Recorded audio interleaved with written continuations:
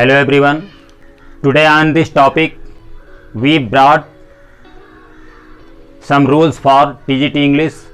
आज हम प्रीपोजिशन के करेक्ट यूसेज को सीखेंगे. Rule number first, accuse operate के बाद में आप का प्रयोग करते हैं, किंतु जब ऑपरेट के साथ में इन्फिनिटिव टू आए तब इसके बाद में कोई प्रीपोजिशन का प्रयोग नहीं होता है. उदाहरण के लिए, he accused me for cheating him. यहां पर आप फॉर लगा है, वर्ब एक्यूज है, आप फॉर को आप से रिप्लेस कर दें, वाक्य सही हो जाएगा. The prisoner was accused for murder. यहां भी वर्ब एक्यूज है, फॉर को आप से रिप्लेस कर दें. तीसरा, my small sister is afraid for dog. यहाँ पर ऑफरेड वर्ब लगा हुआ है, तो फॉर को आप जो है आप से रिप्लेस कर दें, वाक्य सही हो जाएगा. She is afraid for being knocked down. यहाँ भी एक बार पुनः फॉर को आप से अगर आप रिप्लेस कर दें तब आपका वाक्य सही हो जाएगा, क्योंकि आपका वर्ब ऑफरेड है. She is afraid to go near the barking dog. यहाँ पर आप देख रहे हैं टू गो लगा हुआ है और ऑफरेड वर्ब है. जैसा कि हमने पहले बताया कि अगर इन्फिनिटिव टू आता है तब आप जो है वाक्य को सही माने, अगर इसके जगह कोई प्रीपोजिशन होता तो वाक्य गलत हो जाता. रूल नंबर 2 को देखें. We are angry with a person. देखिए, एंग्री शब्द का इस्तेमाल किसी व्यक्ति के साथ में हो तब आप विद लगाएं, लेकिन अगर वही व्यक्ति या कोई कुछ कहता हो या करता हो तब आप एट लगाएं, और अगर वो किसी चीज़ के बाबत या बारे में एंग्री है तब आप अबाउट लगाएं. एग्जाम्पल के लिए, I was angry with for watt he said. यहाँ पर विद और फॉर को एट से रिप्लेस कर दें, तब आपका वाक्य सही हो जाएगा, क्योंकि यहाँ पर वो कुछ करता है अर्थात कुछ कहता है. The father was angry at his son.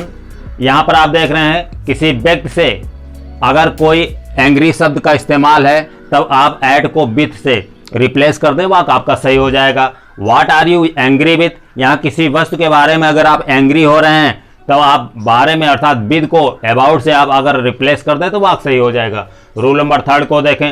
Approve के बाद में हमेशा आप का प्रयोग किया जाता है, जबकि अराइव के बाद में एट लगता है.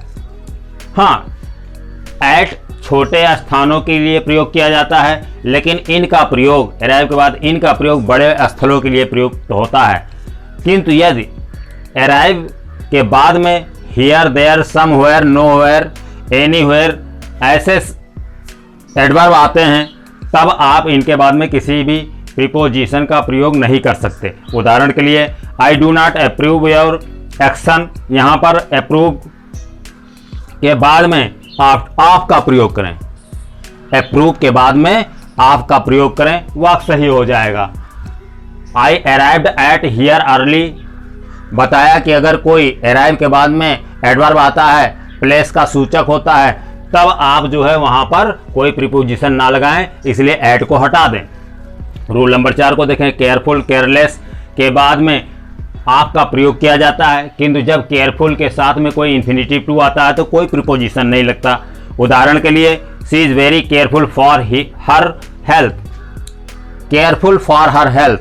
यहाँ आप देख रहे हैं केयरफुल के बाद में फॉर लगा हुआ है, तो फॉर को आप से रिप्लेस कर दें, क्योंकि केयरफुल और केयरलेस के बाद में आपका प्रयोग किया जाता है. He is quite careless for the danger. यहाँ भी आप देख रहे हैं फॉर को अगर आप से बदल दें तभी वाक्य आपका सही होगा. इसके आगे, be careful not of drive fast. यहाँ आप वाक्य को देख रहे हैं कि केयरफुल के बाद में आप का प्रयोग किया गया है, जबकि आपको अगर आप टू से रिप्लेस कर दें तब आपका वाक्य सही होगा, क्योंकि यहाँ पर वाक्य में इन्फिनिटिव टू की ज़रूरत है, अर्थात वर्ब यहाँ पर इन्फिनिटिव है और टू आप आगे लगा लें तो टू अराइव हो जाएगा और वाक्य आपका सही हो जाएगा.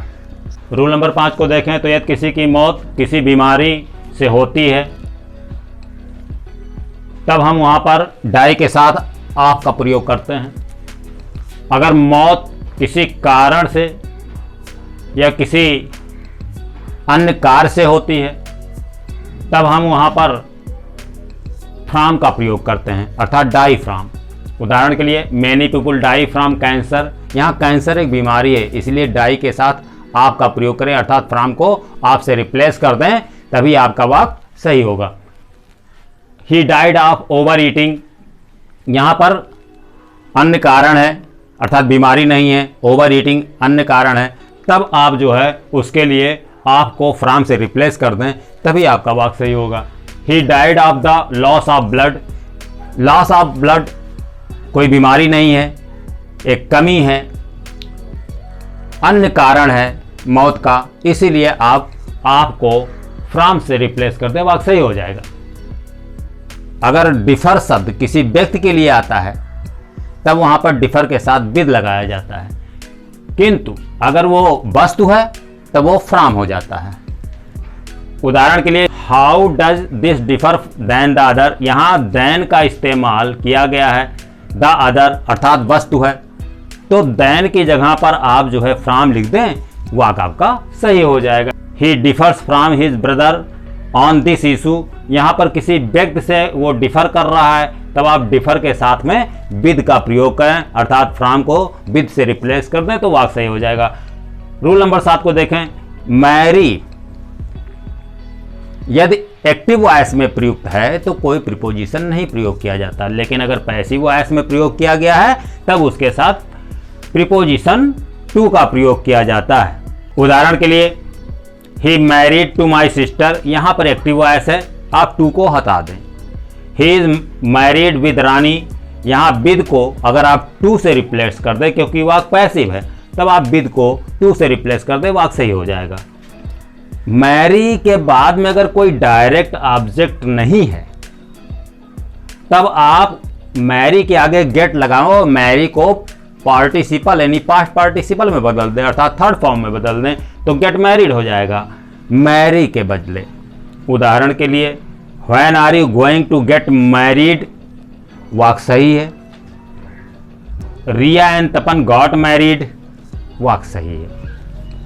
नेक्स्ट अगर हम रूल को देखें, प्लीज के बाद में हमेशा विद का प्रयोग किया जाता है, किंतु यदि इसके बाद कोई इंफिनिटिव टू आए तो कोई प्रीपोजिशन का प्रयोग नहीं किया जाता। उदाहरण के लिए the teacher is please for the boys progress, यहां आप देख रहे हैं प्लीज के बाद में फॉर लगा हुआ है, तो प्लीज विद का प्रयोग करें, अर्थात फॉर को अगर आप विद से रिप्लेस कर दे तो वाक्य सही हो जाएगा। He is please at me, अब आप देख रहे हैं एड का प्रयोग किया गया, एड के स्थान पर अगर विद लगा दे तो वाक्य सही हो जाएगा। We were please for hear that he had succeeded, यहां आप देख रहे हैं कि इन्फिनेटिव का प्रयोग किया गया हियर, तो उसके आगे टू चाहिए, अर्थात फॉर को अगर आप टू से रिप्लेस कर दें तभी आपका वाक्य सही होगा। रूल नंबर 9 को देखें। कोई भी आदमी व्यक्ति डेस्क पर बैठता है, चेयर पर बैठता है, डेस्क पर अगर बैठता है तो उसके लिए एट लगाते हैं, चेयर पर अगर बैठता है या सीट पर बैठता है जो कि खुली होती है, ओपन होती है, कोई हत्था नहीं होता, तो वहाँ ऑन लगाते हैं। किंतु आर्म चेयर जो आपको घेरती है, इनक्लोज करती है, उसके लिए इन लगाते हैं। इन ए कार, इन ए रूम एट्सेट्रा जो हमें घेरती है। तो सिट के बाद में ये जो प्रीपोजिशंस हैं इनका प्रयोग बहुत सावधानी से और समझ के करें। उदाहरण के लिए the peoples were sitting on their desk, desk पर ऑन नहीं लगता, एट लगता है, तो ऑन को एट से रिप्लेस कर दे, सही हो जाएगा क्योंकि वो खुला हुआ स्थान है। There is no chair for us to sit at, यहाँ भी कोई चेयर नहीं है हमें बैठने के लिए, तो इसका मतलब है कि एट जो लगा हुआ है उसको ऑन से कर दे क्योंकि वो खुला हुआ स्थान है। अब आगे चलते हैं, एट जब लगाते हैं वो छोटे स्थल के लिए लगाते हैं। She was sitting on an armchair, यहाँ आर्म चेयर जो हर तरफ से आपको घेरती हत्था लगा हुआ, तो ऑन को अगर आप इन से रिप्लेस कर दे तभी आपका सही होगा। रूल नंबर 10 को देखें। वी आर सॉरी फॉर, जब हम किसी के लिए खेद प्रकट करते हैं तो सॉरी के किसी व्यक्ति के लिए तो सॉरी के साथ फॉर प्रीपोजिशन लगाते हैं, अगर किसी वस्तु के लिए करते हैं तो वहाँ अबाउट लगाते हैं, किंतु कोई प्रीपोजिशन तब नहीं लगता है जब इन्फिनेटिव टू वाक्य में आ जाए। उदाहरण के लिए we are sorry about man, man कोई व्यक्ति है, यहाँ व्यक्ति होने के कारण we are sorry about man, man एक व्यक्ति है तो इसके लिए आप अबाउट हटा करके, क्योंकि वो वस्तु नहीं है तो अबाउट के जगह पर फॉर का प्रयोग करें, वाक्य सही हो जाएगा। We are sorry for your misfortune, misfortune कोई वस्तु है, वस्तु के रूप में सूचित करता है, इसीलिए फॉर को अबाउट से आप रिप्लेस करते, वाक्य सही हो जाएगा। I am sorry for say that you have not been well, यहाँ पर आप देख रहे हैं कि इन्फिनिटिव आया है, इन्फिनिटिव के पहले प्रीपोजिशन फॉर आया है तो इन्फिनिटिव के आगे हमेशा टू लगता है, इसीलिए आप फॉर को टू से रिप्लेस करते वक्त सही हो जाएगा। यदि हम अगले रूल को देखें तो हम एग्री के साथ विद लगाते हैं जब व्यक्ति से संबंधित हो, जब यह व्यक्ति से संबंधित हो। अगर कोई मामला मैटर है तब उसके लिए एग्री के साथ ऑन लगाते हैं, अगर वो डिस्कशन है, वार्तालाप है, तर्क है, तब एग्री फॉर लगाते हैं। और इस तरह से किसी सजेशन या प्रपोजल यानी सुझाव और प्रस्ताव के लिए हम एग्री के साथ टू लगाते हैं। उदाहरण के लिए आई एग्री टू यू, यहाँ व्यक्ति है तो टू हटा करके आप विद लगा लें, सही हो जाएगा एग्री विद। और दूसरे में हम देखते हैं we agree with your proposal, यहाँ प्रपोजल और सजेशन के लिए हमेशा जो अभी बताया हमने कि टू लगता है, आप ध्यान से वहाँ पर एग्री विद को टू से अगर आप रिप्लेस कर दें तो वाक्य सही हो जाएगा। Let's agree with a date, यहाँ पर विद को ऑन से, क्योंकि कोई प्लान कोई चीज़ हो तो वहाँ पर ऑन लगा करके विद को ऑन से रिप्लेस कर दे, वाक्य सही हो जाएगा। कोई मैटर हो तो ऑन लगाते हैं, तो डेट यहाँ मैटर के रूप में है। रूल 12 को देखते हैं। डिस्कस और डिस्क्राइब के बाद में कोई प्रीपोजिशन नहीं लगाया जाता। उदाहरण के लिए don't discuss about your plan, यहाँ पर आप जो है अबाउट लगाए हुए हैं, डिस्कस वर्ब लगा हुआ है तो अबाउट को आप हटा दे, वाक्य सही हो जाएगा। ही डिस्क्राइब्ड अबाउट नेचर, यहाँ भी डिस्क्राइब लगा हुआ, अबाउट फालतू लगा हुआ, अनावश्यक, इसलिए आप इसको हटा दे, वाक्य सही हो जाएगा। रूल नंबर 13 को देखें।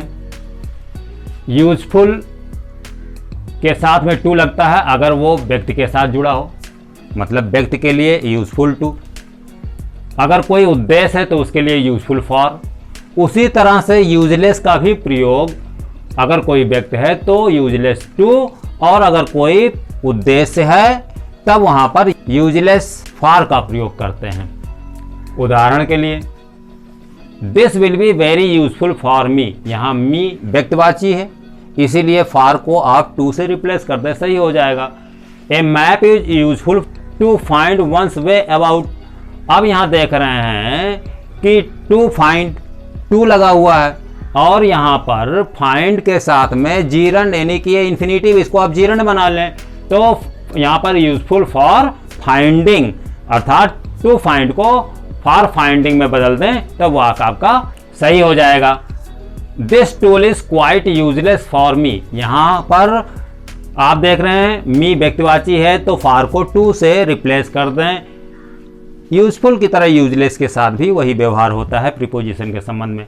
ए small size useless to cut down trees, यहाँ भी आप देखें टू कट डाउन, यहाँ पर टू कट लिखा हुआ है जबकि यहाँ पर फॉर कटिंग होना चाहिए, अर्थात टू कट को आप फॉर कटिंग में अगर आप बदल दें तभी वाक्य सही होगा, क्योंकि ये इन्फिनिटिव है और यहाँ पर जीरंड की जरूरत है। This tool is quite useful to my purpose, यहाँ आप देख रहे हैं उद्देश्य के लिए यूजफुल के साथ में टू लगा हुआ है तो उद्देश्य के लिए फॉर लगता है तो टू को फॉर से रिप्लेस कर दे, वाक्य सही हो जाएगा। Thank you.